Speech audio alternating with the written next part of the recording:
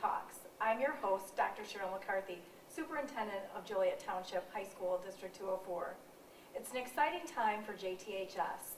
We've been designated as an AP Honor Roll school for the second consecutive year for increasing the number of advanced placement classes offered to students, and were recently selected by the Chicago Tribune as a top 100 workplace.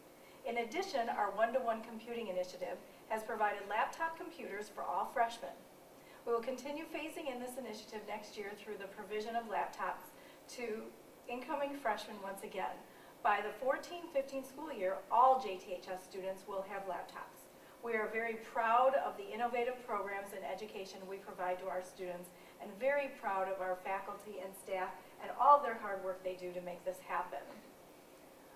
Please welcome Carla Guzman, Assistant Superintendent for Educational Services, Pete Nakovic, and Amy Malaysia, teachers at Joliet West High School. Our topic for today focuses on the new Common Core state standards.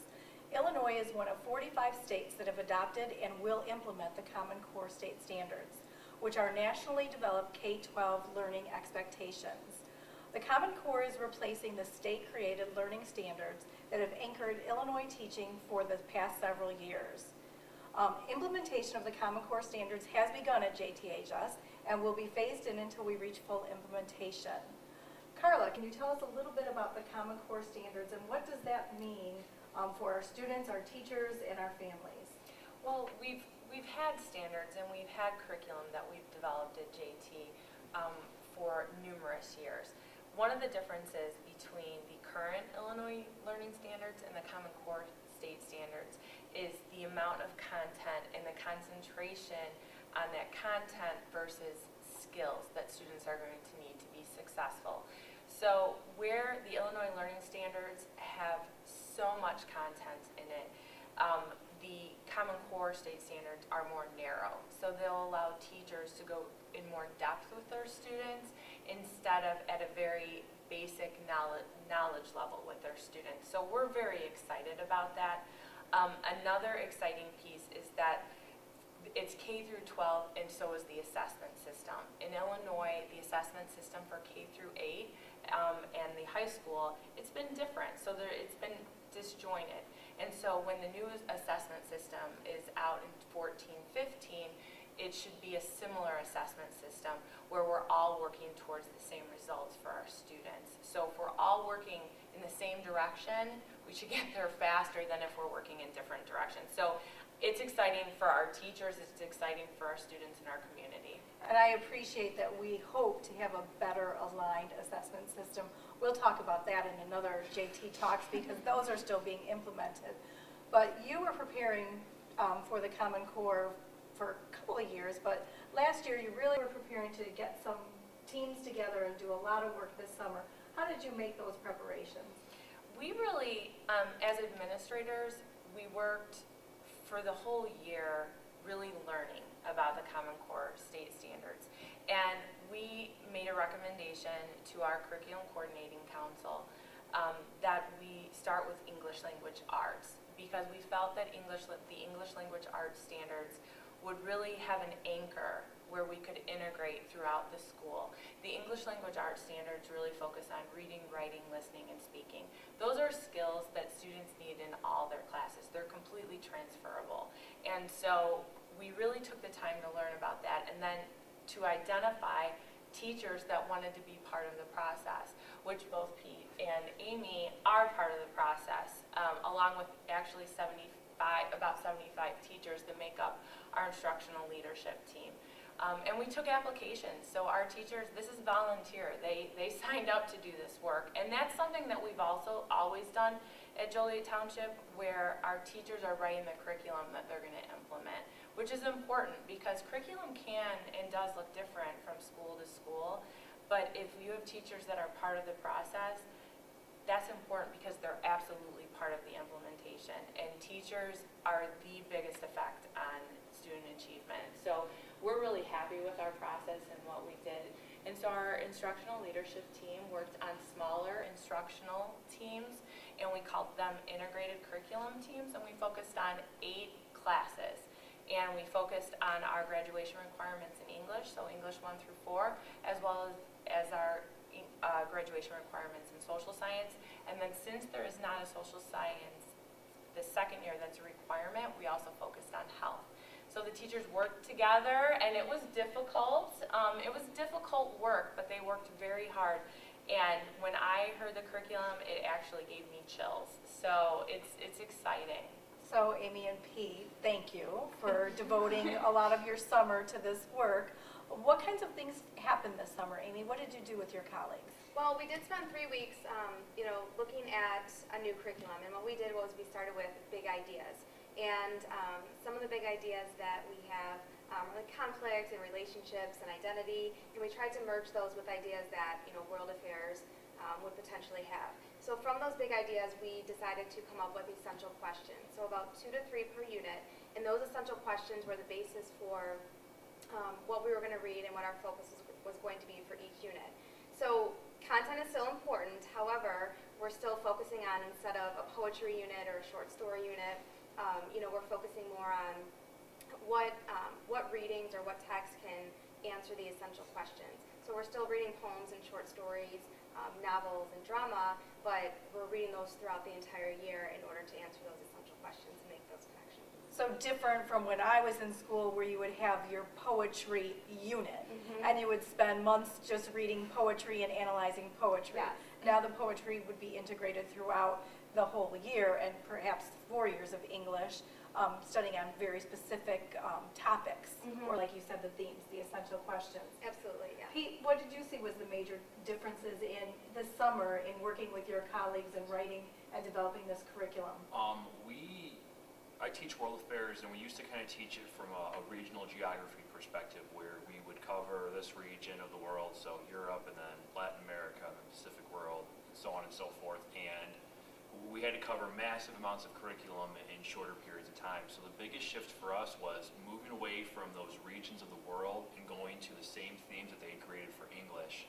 And then what we did was we took a lot of the topics that we covered that are kind of current and relative to what the students are like going on in their lives, and we fit them within those themes to have that bridge between what was going on in English class, where we're not covering as much content, but what we are covering, we're going into much more detail and into much more depth than we ever previously did in my time here as a teacher.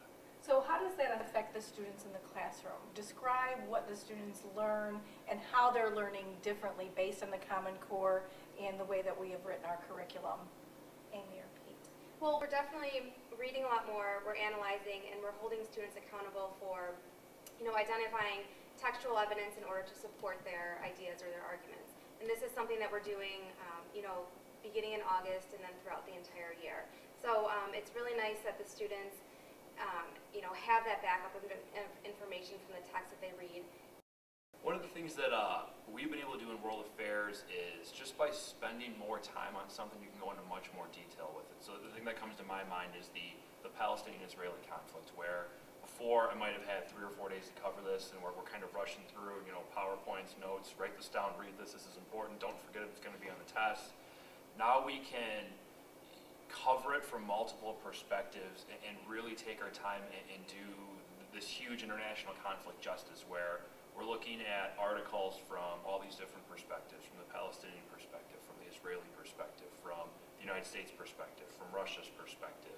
We're looking at political cartoons, maps, and really delving into this conflict, and then making the connections to what's conflict, and then making the connections to what's interesting but cool. When right when we got done learning about it, the conflict in Gaza kind of, was very, very heated and very, very tense, and the kids were just coming in every day, like super excited to start class. Like, Mr. Nack, I saw this on the news, and I went to Al Jazeera, and Al Jazeera covered it this way, but Fox News covered it this way. Can we talk about this? And I'm like, absolutely. Where it was almost, I wasn't even the teacher, it was just the kids going back and forth, like, no, this is what happened, no, this is what happened, and just really looking at kind of like the bias within the media, where I never even got to mention that before.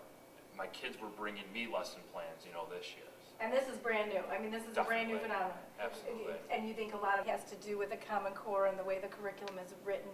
It's written in a way that really engages students they're not turning off on the facts. No, They're getting involved in the content. I tell them you're doing stuff right now in your freshman social studies class that I didn't do until an upper level high school AP class or when I was in college. You're going to go to college and you're going to be able to analyze primary sources. You're going to understand what a thesis is and what it really means to prove a thesis, and just this idea that everything's an argument. There's no such thing as a fact. It's always from somebody's point of view, and you can argue anything, but you have to do it academically. It's not just who can yell louder. It's who's got better sources, who's got better facts, who really understands the argument better. We will take a short break to get the students' perspective on this way of teaching and learning.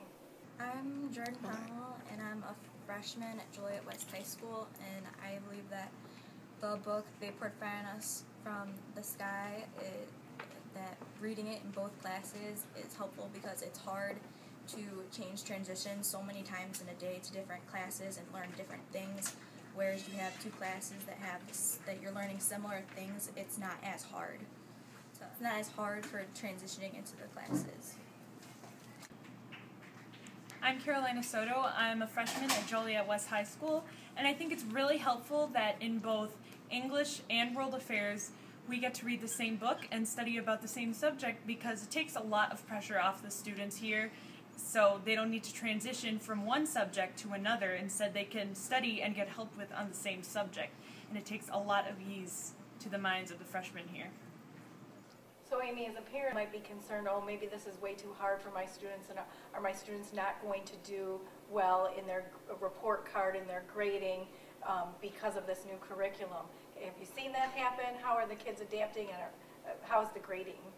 I think they're adapting pretty well. At the beginning of the year, their first analysis, it took about a week for them to write, and we went through and explained, a thesis statement and textual evidence, or, just even how to write a summary. Now they're doing it in a day. I can just pose a question to them. They see the assignment. They know the rubric. So it's just really nice that last year, where they were, towards the end of the year, they've been doing that since about September, October. So it's just a huge shift in what they're capable of doing so early on in their high school career. So you didn't expect them to know it right away. You taught them the skills, and you've been building that. And how have those skills then transferred into your class? We are on the same page from a curriculum standpoint in both classes, where we're doing the same types of writing. We're not writing as much as they are in English, but they're getting more practice in world affairs, and what I'm seeing is much better than what I've seen in the past, because they're getting so much practice doing it, where before it was, maybe write a paragraph or two about, the topic of Islam or the topic of Christianity, but now, using a primary source and analyzing that primary source or a secondary source and pulling quotes from that and making arguments from that, they're writing at a much higher level, and they're getting more ready for college at a younger age than I've ever seen in the past. And they have, because things are happening quicker. And they have technology. So how is the technology helping or hindering with this process? I love it, because it's the approach that, from the administration, that it's a tool that you use to make your job better. You're not using it to use it, you're using it to teach better. They're not just looking up websites and searching for random facts on Wikipedia. They're using the millions or infinite amount of websites that are available to them, where it's just such a great resource, where it's something that's always constantly at your fingertips. You don't have to plan 3 weeks ahead and book, the computer lab or the library. I know we can use the computers for 20 minutes, and then we can close them, and we can just sit there and still have that conversation. It's not something that we need to use 24/7, but it's an awesome resource to just have available to you as a teacher. So you two are definitely going to remain involved in this process and continue working with your colleagues as the curriculum develops. Carla, what are the next steps for the district? They're actually the rollout plan. We have a 5-year plan we're working off of, and they're really just in the midst of the plan in the 8 courses that they're working on. So we've multiple or multi phases for each class. So where they worked on the curriculum this year, next year they're really going to concentrate on assessments, and not just having those common assessments be the multiple choice assessments that we've seen in the past. So really designing assessment systems that are going to prepare kids for what they will not only see on the state assessment system, but what they're going to see in college, what types of things do you have to do in real world. It's not about being able to regurgitate answers anymore. It's about being able to articulate your thoughts in oral or written means. And so that's one of the pieces that they'll be working on, but then it's also which courses are the next phase to start with. So when we decided to do the English and the social science, that's sort of like a ladder with a vertical alignment. And now we're really going to work on the horizontal alignment and bring on some freshman courses that we can integrate into the work that's already been done. And integrated at different places means different things. And so we're really integrating on the basis of the skills. And I mentioned, the reading, writing, listening, speaking.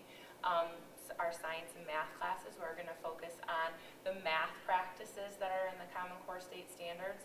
But then at JT, there's also other pieces that are real important to us. And we already talked about the technology piece there. That's very important, and we want to have that integration in there as well as our academy integration. So I think Amy talked about earlier that idea of identity. That's very individual identity, and who freshmen are is very important. And it's in the curriculum at the freshman level. But then that grows as you go to the different classes. And then what does that look like for a student that's in a specific program of study? So that's going to be in our curriculum as well. So that's the next phase as well. So really the skills, the technology, as well as our academy structure need to all be part of the integrated curriculum. Thank you so much for being with us today. We look forward to continue following as we implement the Common Core. And we'll really have to spend some time communicating to our families what this means, what are the Common Core standards, how is education changing, and how are our children getting a better education as a result of the changes that we're making in our curriculum. So I look forward to speaking with you again, and good luck as you are starting second semester with the new curriculum. Thank you for tuning in to JT Talks. We appreciate you taking the time out of your busy schedule to learn about the Common Core. If you have any other questions, don't hesitate to call the district. We have plenty of people who will be happy to answer your questions. Thanks again for joining us, and if you need more information, you can always visit www.jths.org, and there you'll find more information about the Common Core.